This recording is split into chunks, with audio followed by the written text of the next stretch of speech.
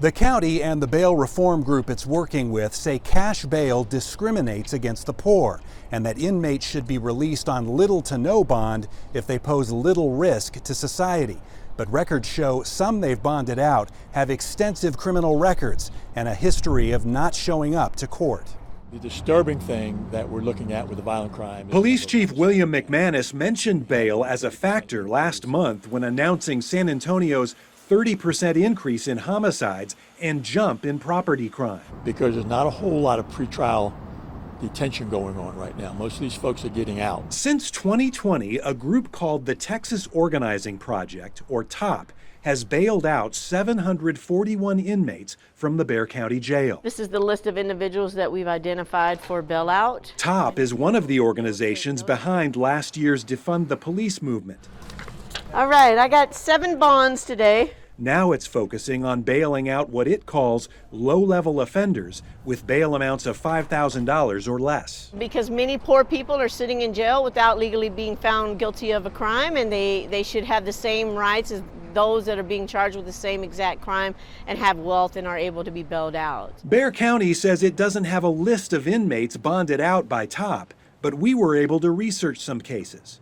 Ernest Saldana was bailed out for felony meth possession, a low-level charge. But the police report says Saldana had gone into a women's restroom at a convenience store with a knife. Saldana was charged as a repeat offender, indicted for shooting and stabbing a female companion in 2006. Gilbert Vasquez was also bonded out by TOP for meth possession and evading arrest.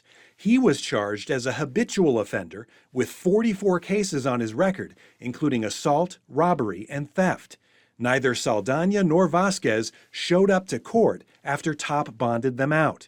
We found numerous other inmates with long criminal histories who now have active warrants out for their arrest after TOP bonded them out. Do some of these defendants belong in jail? Again, I would have to say that everyone's entitled to bail. And Bexar County agrees with TOP. In fact, we've learned the county supplies the group with a weekly list of people for them to bond out. And when a TOP defendant fails to appear in court, the Bexar County Public Defender represents TOP in the case so it doesn't lose the bail money, something that is not done for bail bond companies. Sheriff Javier Salazar says TOP has helped keep the jail population down during COVID. What we may be seeing with regard to violent crime, every other major city and county in the United States is seeing it. So you don't attribute that to the bail reform initiative? I don't. There was outrage last year when a man named Daryl Brooks drove through a parade in Milwaukee, killing 6 people, 2 days after walking out of jail on a $1,000 bond for trying to run over the mother of his child. This one here. And here in San Antonio, victim advocates are concerned about the bailouts. Convicted murderer Derek Rodriguez was free on bond when he shot Abel Salazar and stuffed him in a trash can. How many have lost a loved one because the system is just letting them out like if nothing, giving them one chance after another chance after another chance? But bail reform has been adopted in cities across the nation. Groups that support it have spent millions to help elect district attorneys and other leaders who agree with their cause.